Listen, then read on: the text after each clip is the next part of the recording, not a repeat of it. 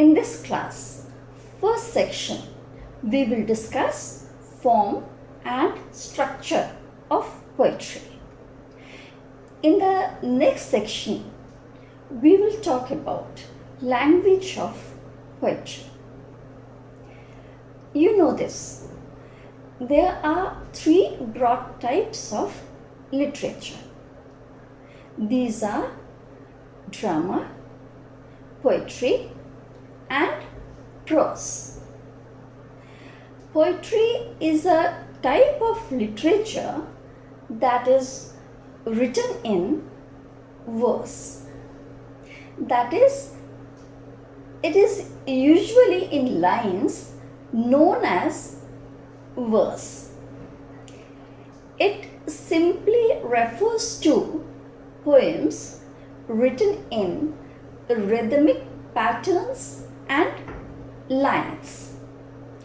Thus, poems are written in specialized language.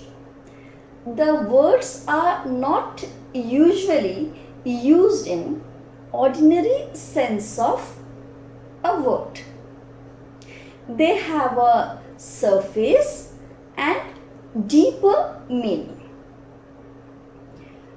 Poetry is a systematic work of art. You may say this. Poetry or poems have a definite pattern and structure. Thus, two main features of poetry are poetic reality, that is the first feature of poetry. This is one feature of poetry which expresses the vital truth of human reality and feeling.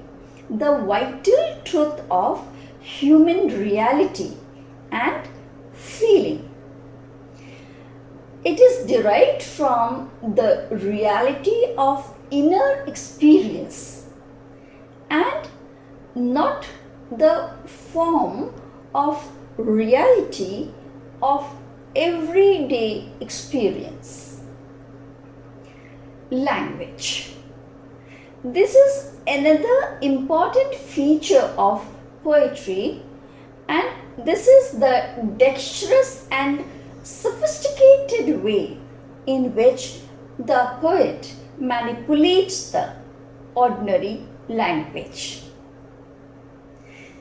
This is why special consideration is given to the connotative and denotative meanings of all words used in poems. Poems, you know this, that poems originated from songs, dance, and drum beats. They are thus lyrical or musical. So these are the features that you should remember. Now coming to the form and structure of poetry. We had general introduction, and now we would be talking about the form and structure of poetry. Here again, you may focus on 5 main points. First, line arrangement in a poem. Then second is stanza. Poem is broken into parts and each part is known as stanza. Then meter. Meter is a measurement. Then rhythm.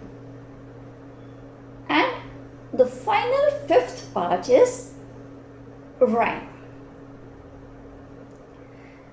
Coming to the first point, line arrangement and capital letters, you may say. So one feature that marks poetry out in arrangement in lines and in a regular manner. This is the first feature, and another one is the beginning of each line with a capital letter. These features are forms and structure peculiar to poetry. Second, stanza. What is stanza? The stanza is a group of lines in a repeated pattern forming part of a poem. A stanza may consist of 2, 3, 4, 5 or sometimes more than 12 lines. Special names have been given to some of these stanzas. When the pair is formed, that is, there are 2 lines, it is known as couplet. A pair of consecutive lines that usually rhyme is couplet. When you have 3 lines that rhyme, that is known as triplet. 3 lines is tercet and 3 lines that rhyme is triplet. You would have read few haiku, and a haiku is an example of a type of poem that is a tercet. 4 lines make quatrain, 5 makes quintain. When a stanza is of 6 lines, it is sestet. When a stanza is of 7 lines, it is called rhyme royal. 8 lines is octave rhyme. So there are, however, no special names for stanzas of 9 lines and above. There are poems with irregular stanzas. These are poems without uniform stanzas.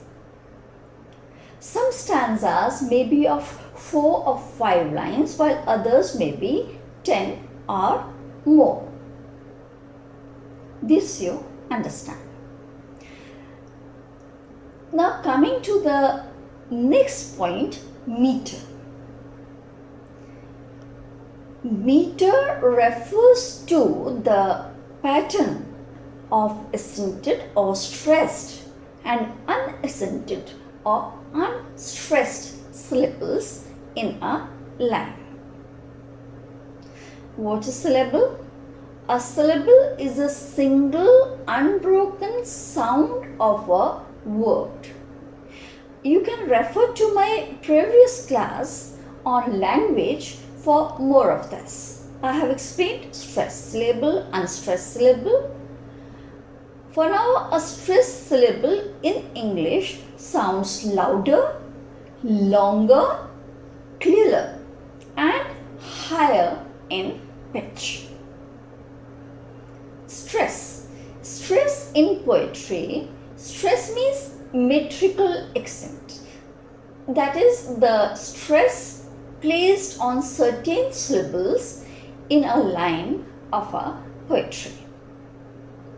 There are number of stressed and unstressed syllables arranged in a certain order. This order or pattern is what is called meter. There are different types of meter in literature. To understand types of meter used, you must know the number of feet in the line and the arrangement of the accented, stressed and unstressed syllables. Foot. A foot is a group of syllables forming a metrical unit of between 2 or 3 syllables. Examples of feet common in English poetry are iambus, tricky, anapist, and act. Meters range between 1 and 8. So, types of meter by feet. You have monometer, diameter, trimeter, tetrameter, pentameter, hexameter, heptameter, octameter. Each one of it means 1 feet, 2 feet, 3 feet, 4 feet, 5 feet. Pentameter is 5 feet. Then hexameter would be 6 feet. Heptameter is 7 feet.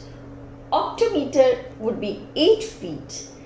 So in this way, you can find out the meter and number of feet in each line of the poem.